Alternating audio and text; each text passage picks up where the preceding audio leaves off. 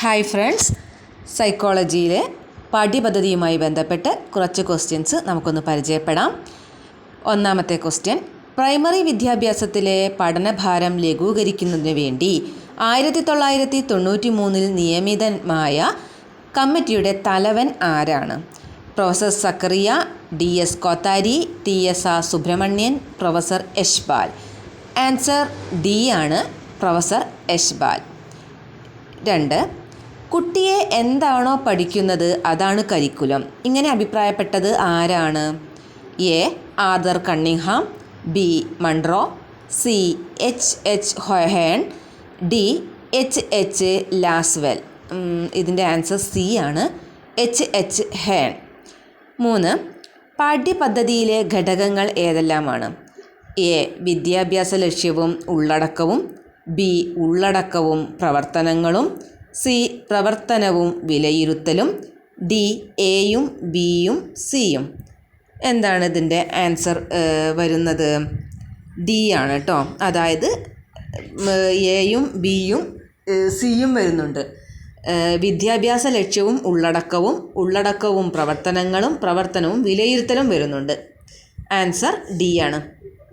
4. പലപ്പോഴും ക്ലാസ് മുറികളിൽ കുട്ടികളുടെ ശബ്ദം കേൾക്കാറില്ല. അവരുടെ അനുഭവങ്ങൾക്ക് സ്ഥാനവുമില്ല. എപ്പോഴും അധ്യാപകരുടെ ശബ്ദമാണ് കേൾക്കുന്നത്. ഈ സ്ഥിതി മാറണം.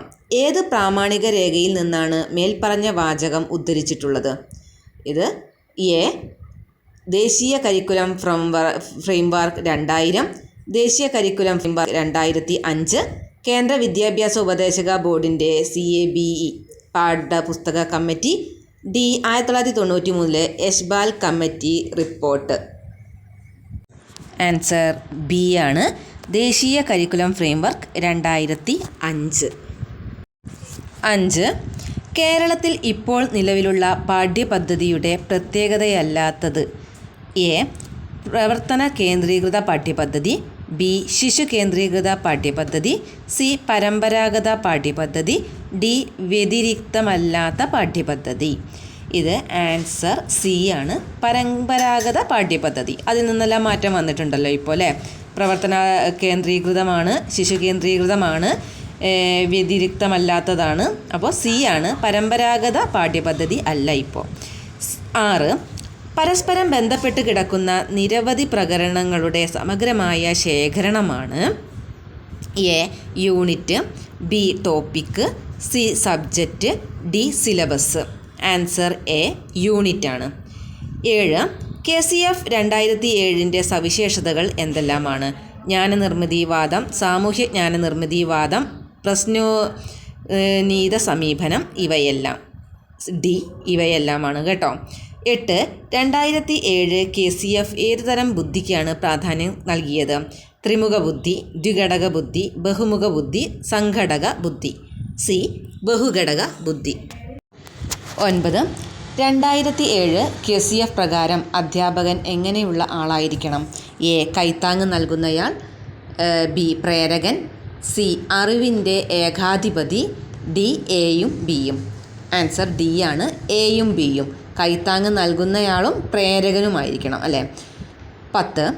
2007 KCF വിദ്യാർത്ഥികളുടെ ഏതുതരം പ്രവർത്തനങ്ങളാണ് ഊന്നൽ നൽകിയത്? സംഘപ്രവർത്തനം, സഹകരണ പ്രവർത്തനം, സഹവർത്തിത പ്രവർത്തനം, ഇവയ്ക്കെല്ലാം. ആൻസർ ഡി, ഇവയ്ക്കെല്ലാം തന്നെയാണ്. 11. 2013 കേരള പാഠ്യപദ്ധതി ചട്ടക്കൂട് വിഭാവനം ചെയ്യുന്നത്? പ്രമേയാധിഷ്ഠിത പഠനം, ഉദ്ഗ്രഥനം, സി. ശിശു കേന്ദ്രീകൃത സമീപനം, ഡി. ഇവയെല്ലാം. അതിൻ്റെ ആൻസർ ഇവയെല്ലാമാണ്. 12. 2013 KCF പ്രകാരം പ്രധാന അധ്യാപകൻ എങ്ങനെയുള്ള വ്യക്തിയായിരിക്കണം? വിദ്യാർത്ഥികളെ വളർത്തിയെടുക്കുന്നയാൾ, സ്വപ്നങ്ങൾ സൃഷ്ടിക്കുന്നയാൾ, സാഹസിക കൃത്യങ്ങൾ ഏറ്റെടുക്കുന്ന ആൾ, ഇവയെല്ലാമാണ് ആൻസർ ഡി ആണ്. 13. പഠനത്തെക്കുറിച്ചുള്ള കാഴ്ചപ്പാടിൽ ഉൾപ്പെടുന്നത്? കുട്ടികൾ എന്തിനു വേണ്ടി പഠിക്കുന്നു, ബി. കുട്ടികൾ എന്താണ് പഠിക്കേണ്ടത്, സി. കുട്ടികൾ എങ്ങനെയാണ് പഠിക്കേണ്ടത്, ഡി. ഇവയെല്ലാം. ആൻസർ ഡി ആണ്. 14. പഠന നേട്ടങ്ങൾ അധിഷ്ഠിതമായ സമഗ്രവും നിരന്തരവുമായ വിലയിരുത്തൽ continuous and comprehensive evaluation based on learning outcome എന്നത് ഏത് പ്രാമാണിക രേഖയുടെ സവിശേഷതയാണ്? NCF 2005, B KCF 2007, C KCF 2013, D ഇവയൊന്നുമല്ല. C KCF 2013 ആണ്. 15. അധ്യാപകർക്ക് ധാർമ്മിക നിയമസംഹിത നടപ്പാക്കിയത്? A NCF 2005, B KCF 2007, C KCF 2013, D ഇവയൊന്നുമല്ല. Answer C KCF 2013. സൈക്കോളജിയുമായി ബന്ധപ്പെട്ടിട്ടുള്ള കൂടുതൽ ക്വസ്റ്റ്യൻസുമായി അടുത്ത ക്ലാസ്സിൽ വരാം. എല്ലാവരും സബ്സ്ക്രൈബ് ചെയ്യുക. ആവശ്യമുള്ള ടോപ്പിക്കുകൾ കമൻ്റ് ഇടൂ.